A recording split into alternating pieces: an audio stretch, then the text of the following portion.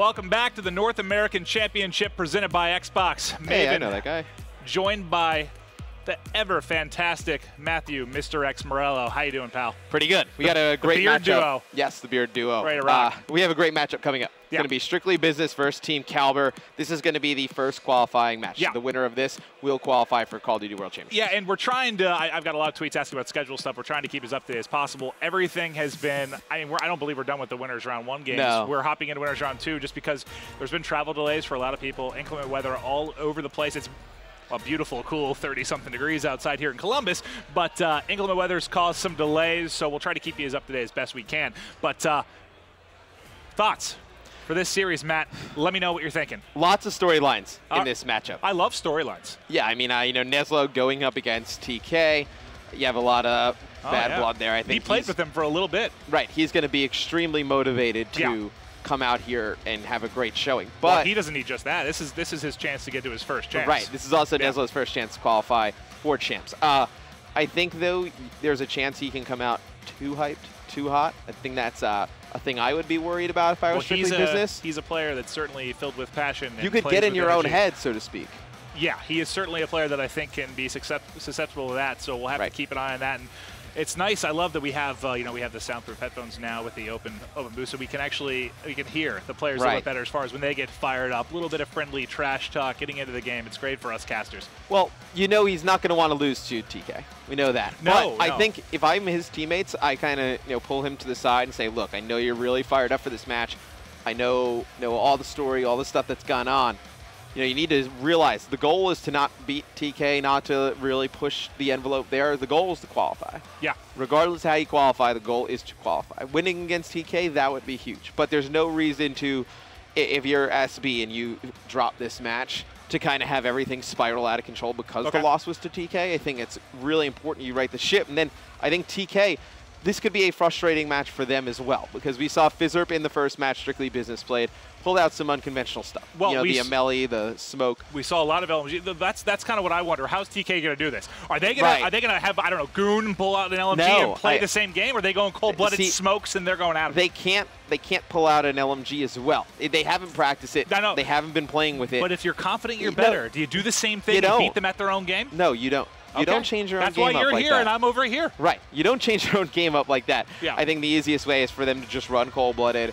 And I think what we saw the first team, I believe it was Baril against SB, I think where they really messed up is the standpoint that they did not push Fizzerp out of position with that LMG. Fizzerp was able to just get stationary, not move, and never have to leave that mark with the LMG. I think the way you kind of do it without having cold-blooded is, nades, stuns, EMPs, and then you also have to rush him. You have to get him moving. If you let him just stay stagnant, he's going to just run through you. Well, he was on that, like glass side, vehicle side up top parking lot on Solar, and he was just, stationary turret, just mowing people down outside ring. I think he got 4 or 5 kills in a matter of 10 seconds. They just kept flooding, too. It was never anything where they tried something different to try and attack. And instead of getting too aggressive on him, which is what you really wanted to do in that position, they started to get a little bit passive. And that just played into exactly what SB wanted to do, and you see Fizzerp on your screen right there. I think he's going to be a huge part of this series for SB. I think John had his so-so series. First one. Slang-wise, pretty But John average, is an explosive player. You're going to need a great game out of John. And then on the flip side for TK, I mean, the usual suspects. I think you're going to need Looney to show up. Great film. You're going to need Looney to show up. You're going to need Goon to play consistent. I think you're really going to be looking at those guys come up big. You and I talked a lot last event about Goon and the fact that he has been, at least through Season 1, pretty up and down. He's that guy dropping your 40 and 20s, or it seems like he's negative 15. So we'll see what we get from him. He was pretty, actually, I think the first series just had those so-so games, like positive 5. The games that we don't usually see him have that often is pretty much how he looked, pretty strong in the S&D. For me, I mean, my eyes with TK are always on Looney, just because I like gun skill. I like to watch those. I like the 50 bombs, the slang, and he's been a real highlight reel for me so far. Right, Looney, definitely one of the most impressive players in Advanced Warfare. Lit it up at Season 1 champs. So, quick little predictions going into this series. Okay. I think if TK can close this out in 3 games, they win that search. I think that's highly possible. If it goes any further than that, if it goes the distance, it's very dangerous for TK. I think SB has a real good chance to take those searches. Well, this is our first really good opportunity to, I guess, not have a 3-0 in the main stage. Obviously, it's been 12 straight games ripped off. They're trying to keep us on schedule here. Thanks, guys. As we just continue to roar through these. Let's take a look at the stat, though. TK versus Strictly Business. Theory has been averaged 10.11 caps on this map during Season 1. Double-digit cap average is impressive stuff, Matt. I mean, he's kind of their secondary OBJ player. You know, him and Sharp really, trading off on those roles. And I'm definitely going to be looking at TK at the start of this one, how they come out. If Fizzard runs that LMG, how they attack that. That's definitely going to be the mini game inside this first Hardpoint game. All right, well, I talked about Looney. We're going to kick it off with him off the break. We'll see he is going to be pushing out towards pool side. Give me your player to watch here for both teams going in. I mean, I know you mentioned a couple of players from your side, but if you're going to pick one from each team, who are you looking at? I think Fizzard from Strictly Business, see how he plays with that thermal LMG, which he is using right now. And then I think on the flip side, for TK, I'm going to be looking at Looney. He needs to have big games. They're not a team that is loaded with Slayers, and they put a lot of pressure on him to come up big over and over again. And I think in this game, the pressure is really going to be on Looney. All right, we'll control it now to TK. They've got really 3 in and around the Hardpoint here. Let's see if he can pick up a second there. Dito is going to win that gunfight. Let's switch it up. Check out SB. I believe that's going to be Dito, actually. He's 6-2 on a 3 streak right now with the bow. Let's see if he can keep it going. He is eventually going to fall right now, but he's really the only one on this squad getting anything going in the slaying department early on, Matt. And this is scary if you're a TK fan, because Dito is a very good player, a very good AR player, a very good Slayer, but he has games where Dito can be great, and Dito can take over games completely by himself. And it looks like he's coming out here in this game against TK, and he's having a very nice start, 7-4. Neslo, though, looking at him real quick, very early, 1-4, though. You got to wonder, how he is faring in this matchup. Well, I'm watching Looney right now. They're forcing that spawn out. They got players into lobby. They're able to force that far spawn that you talked about, and it's a pretty long rotation for them trying to get here. You see Looney getting all this free time pretty much uncontested. He hasn't really had to deal with anyone, but now they're coming from top and the back. We'll see if he can get some big kills here. There's going to be one on Neslo, one to his right as well. It's actually going to be 2. He is eventually going to fall. It's going to be Dito and John on the hill. Dito's going to drop pretty much immediately, but we're going to have some exchanges here early on as we got, about a 15-point advantage right now for TK, Matt. Yeah, SB right there, they got a little bit fortunate. They actually got a split spawn. Actually, 3 of their players spawned low. 1 player spawned all the way out on pool. I believe it was Dita who spawned all the way out there. They were able to pinch the hill, take that pretty effectively. But you see on the mini-map, on the rotation, there's nobody from SB anywhere close to Art. It's going to be Sharp. He's going to be in there by himself controlling this. And it's going to be interesting to see how TK sets up. They have 1 person pushed up very far on pool side. That person's Looney. He needs to get closer back because you see he's playing so far up that he spawned SB over in that back cave. Yeah, that is the spawn you want to hold, not give to the opposition. We'll switch over to Theory, though. He is 12-7 on a 2 streak right now, leading the way, has 1 fight there. Gonna win that. Theory picks up 1 as well, 2 down, make it 3 for SB as they're continuing to lock it down. 7.5 here. Matt, what are you liking right now out of TK as they got about a 20-point lead? TK got fortunate right there. We said that, Looney pushed so far up on poolside, he force spawned SB in that back cave, but TK just able to win all their individual gun engagements in the back and able to solidify that spawn again. And you see they're starting to pull away here from SB. Yeah, I'm going to go up to Neslo just for it, because like you said, he started slow. What was it? 1-4, 0-4. He's 3-11 right now. They need him to get going. Let's hop on with him. He's got 2 teammates in front. 1 at the bottom steps here. He's able to get 1 with the headshot there. Another 1 out. He was weak and not able to pick that up as well. He will fall. Going to check out Dito for a bit. He's 14-10. Make it 15-10. They got to get some time going. Down 30 points right now. And right now, they're set up pretty good here to get some good time. You can get a lot of time here. You just need your AR player to really control this. It's going to be interesting to see on the mini-map how TK goes about breaking this. They're going to try and pinch from both sides. They need their ARs to pick up huge kills, and it's going to be SB winning those 2 battles. But Sharp doing a good job. He's not going to push directly into the hill. He's just going to slay out from a distance, which is going to allow Looney to push up, put so much pressure on that spawn, and TK able to take this hill back. Yeah, I'm just going to keep on with the members of TK as they're trying to break this. They keep dropping. A lot of these 1v1 fights, not able to win them, but it is Sharp. Has to reload, gets the assist, is eventually going to fall. Try to get back onto Dito. See, I'm going to stick with him actually through the respawn as he's going to be coming up in a second, as he's leading all Slayers right now at 17-13.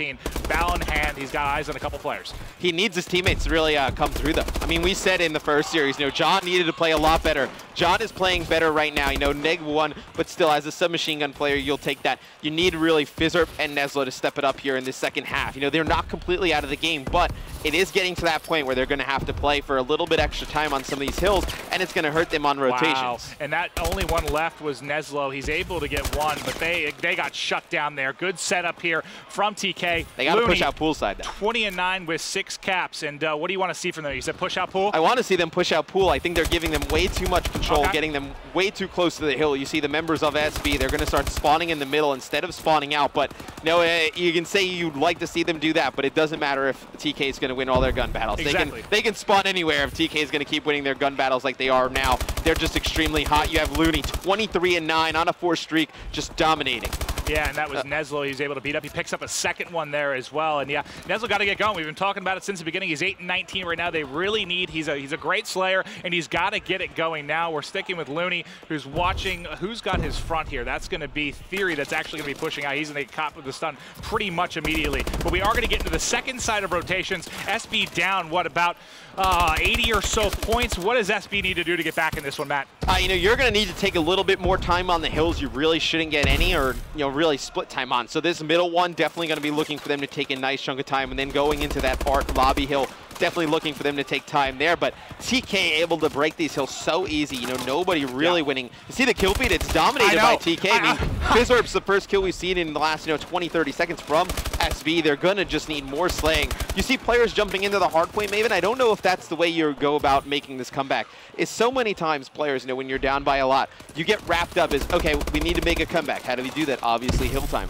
You can't just keep jumping in the hill, though. You need to pick up those kills before you do anything. Yeah, I've been trying to, I was trying to stick on with some of the SB guys as they tried to break the middle hill, and they were just getting melted. They were going in one by one, flying in and just dropping. Like you said, the kill feed was all TK throughout that. Right, the kill feed's all TK, but they're fighting gunfights, TK, that the guys of SB aren't really fighting back because they're jumping in the hardpoint, having to look around multiple directions. They're winning gun battles like that. Looney right there, perfect example. That's a great gunfight. He's not able to even be caught by a player on SB. He's just winning gunfights without an actual challenge. I'm actually going to stick with Looney through a couple respawns here just because he's leading the way in captures. He's running this ASM1. He's 31-14, Matt, right now, over a 2.0 KD. Absolutely crushing, and this is what we expect to see out of him. This is what you need out of him. But actually, let's switch over to SB. They got 2 players in the hill. It's going to be John Neslo right now, and just as they are finally able to get a little bit of control, they're going to get dropped. Fizzorp was last alive, and TK just takes control of that quickly, but Neslo comes flying in at the last second, able to pick up one, but not going to get control for any length of time, Matt. And I mean, you're getting just a phenomenal game out of Looney, but also Theory as well. Theory is an X factor in the standpoint that he can do a little bit of everything. I mean, he's got 5 caps, 29 and 20. Not a ridiculous stat line, but still, he's doing a little bit of everything, and that's when Theory's hot, this TK team is dangerous because you're usually going to get consistent slaying out of Goon. He's not going to be crazy positive, not going to be super negative. He's going to lock down those lanes with that AR. Yep. Sharp is going to give you, pretty much he's going to play consistent, good, mental game the entire time, not really going to make any mistakes.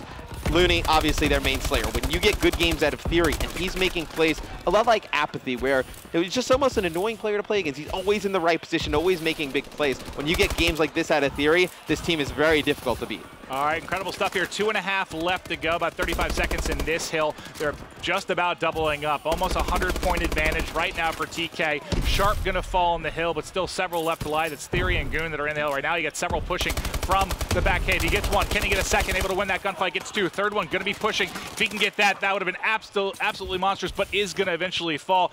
Back on with Looney though, as he continues to run rampant. 36-19, gonna eventually fall. But right now, I mean, this is TK's game to lose. They have a pretty dominating lead right now. TK has a huge lead right now, and if you're the guys in the TK booth, talking amongst themselves, what I would want to do here is I would want to just kind of really lay it down on SB, and you really kind of demoralize them and really kind of ruin their mood going into the next map, because I think the higher score you can set, obviously, Looney, if he can just keep slaying out, it's really demoralizing. Watch somebody else on another team drop 40, 45 kills against you. It just sets a bad precedence for the rest of the series. I think if TK can come out here and really lay it on, the next minute 29, and really kind of lay that smackdown on this SB team, they can really set it up for the rest of the series. I don't think that's a play you want to be in a position to do right there. Have the LMG flying into this hill if you're Fizzorp. You want to be more the one sitting back trying to tee him up, but he is going to be forced to push in. It's going to be, what, 75, 95 point advantage right now with just over a minute to play, and this has been all TK really from the beginning. And for me, it started out that Neslo couldn't get it going, but look, I mean, it's Fizzorp too. You have John and Dito with 34 and 35 apiece.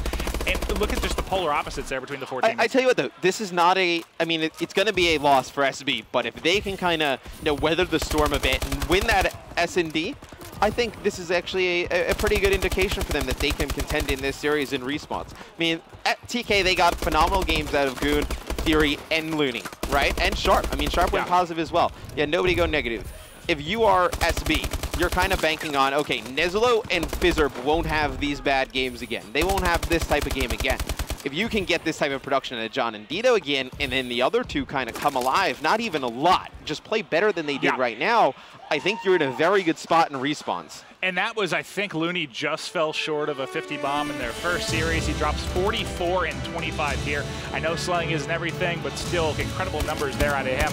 Now, when we talk about the S&D, we'll say that's the game that SB has the potential to steal, but they played what? Against Boreal Esports? They went to round 11, 1v1 with Fizzerb. Right. SB needs to win the S&D.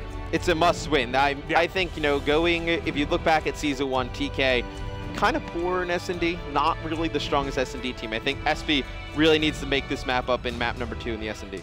All right, well, I believe it's going to be Detroit S&D for the game number 2. We're going to have a quick commercial break. We'll see if SB can climb back in this series.